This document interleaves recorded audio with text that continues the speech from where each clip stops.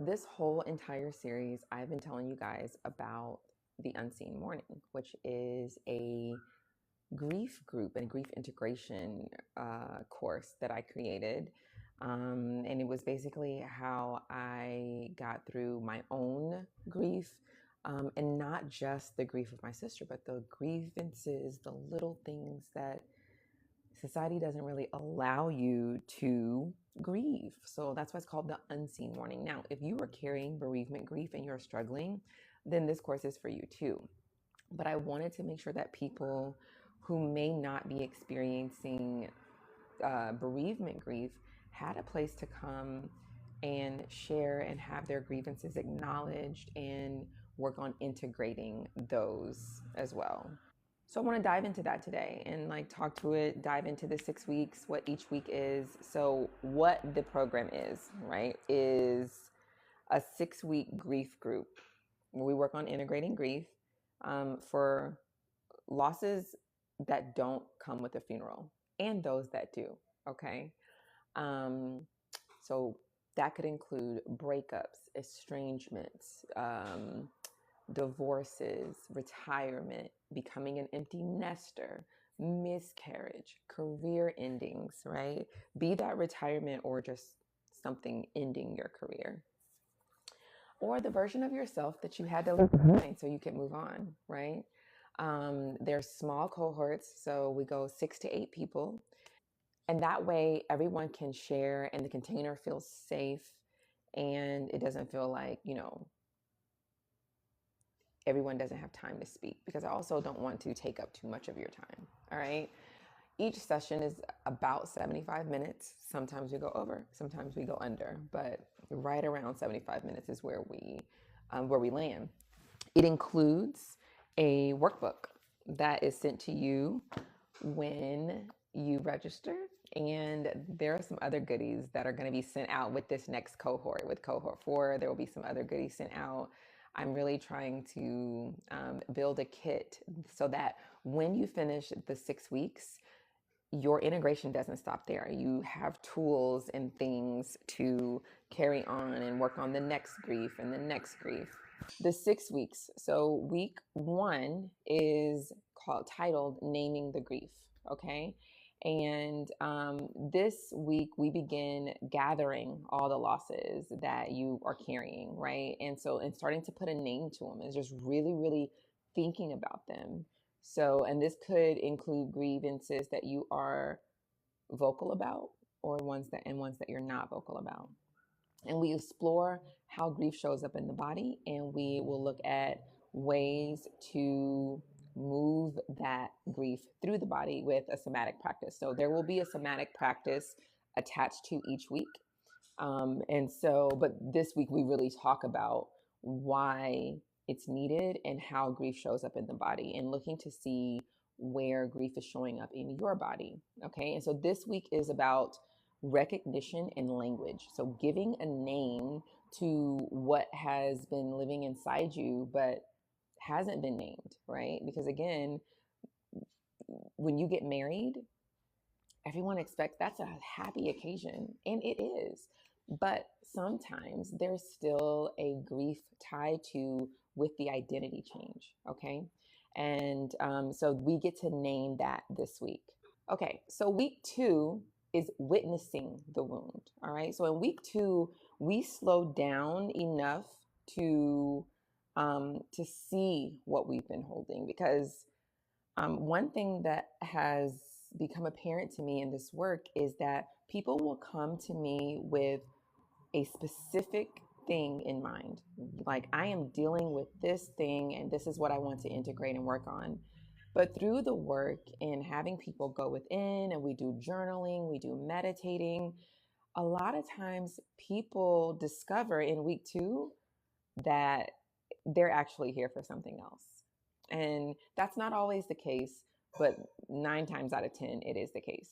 We meet, it's witnessing. So we're not trying to do anything about what we discover we're grieving in this moment. We are just seeing it and witnessing it, and witnessing for one another. And this is why it's a group setting instead of a one-on-one, is a lot of times what's missing in our grief journeys is just acknowledgement from the people around us that this is a thing. It is painful, and acknowledging that your hurt is validated, your hurt is valid, and helping you move through that. This is why we need community, right? If we were meant to live alone, we wouldn't live amongst people. Week 3 is honoring the unmarked, right? So just honoring. Like, there are losses that are unnamed and unseen, and this week brings them to light. So this is the week where we really go deep and discover and put a name to what has been aching at our hearts.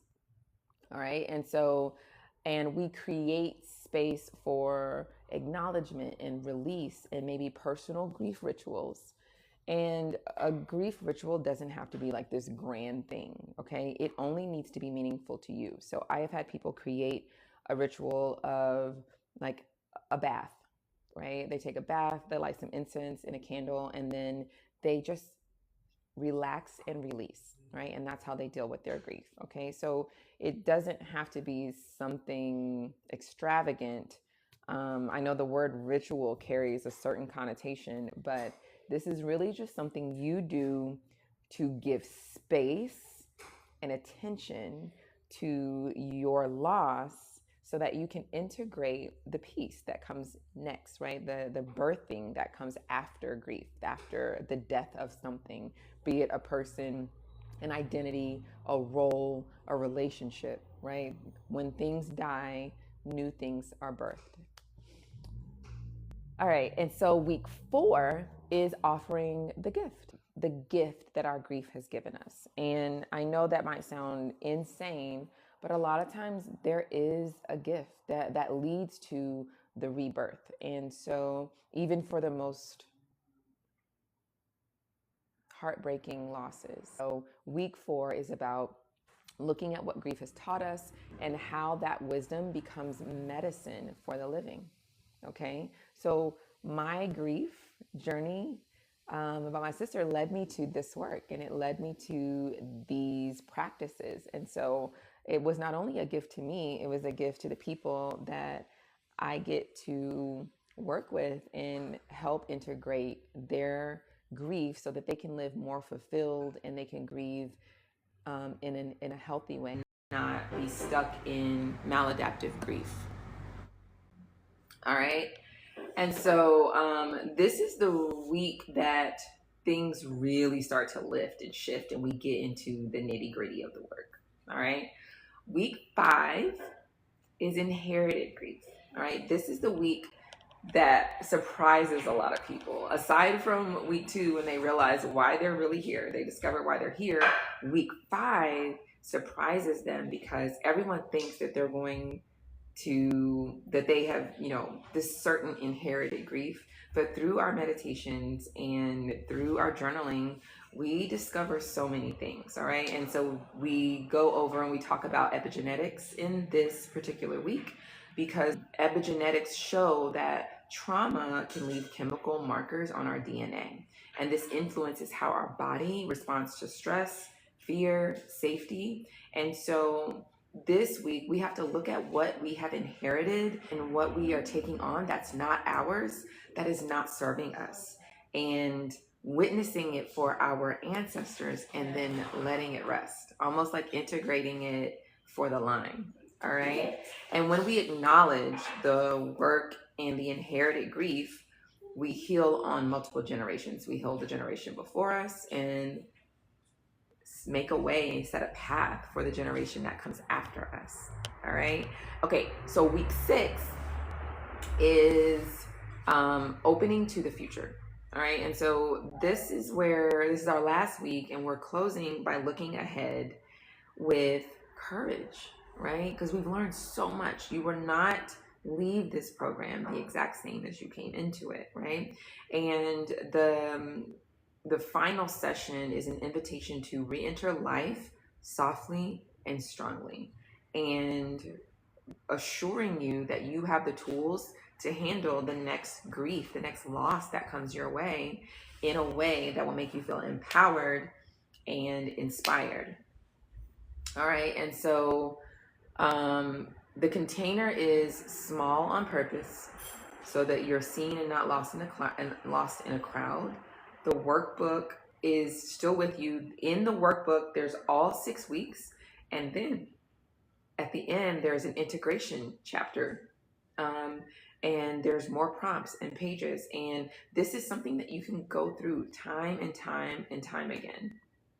And you don't have to move through it just one day a week. When you go on your own, you can go as fast or as slow as needed, depending on what it is that you're working to integrate.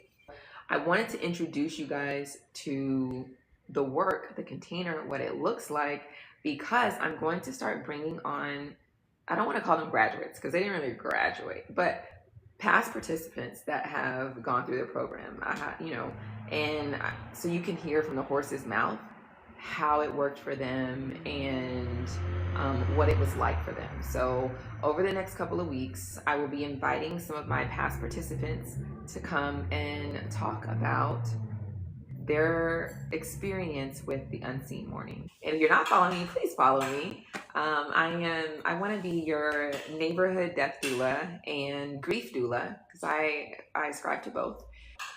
If you have questions about the Unseen Mourning, let me know. Let me know in the comments. Are you guys grieving anything that is not safe to grieve in society because society says, oh no, you should be over that by now, or why are you grieving that? Do you guys have questions about grief, about the Unseen Mourning, or about death in general? Because this is the Ask Your Death Doula anything. Join me tomorrow. All right, I'll see you guys soon. Have a wonderful rest of your Saturday. Ciao.